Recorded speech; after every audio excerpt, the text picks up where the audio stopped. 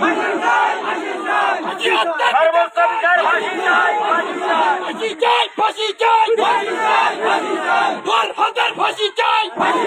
ফাঁসি চাই, আগামী 48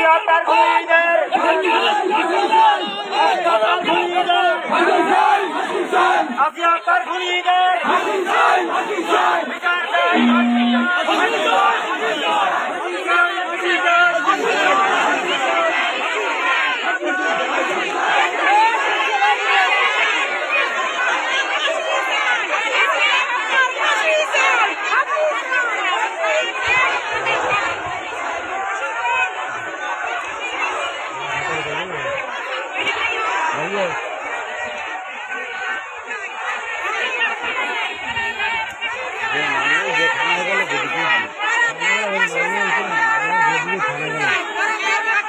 থানার সামনে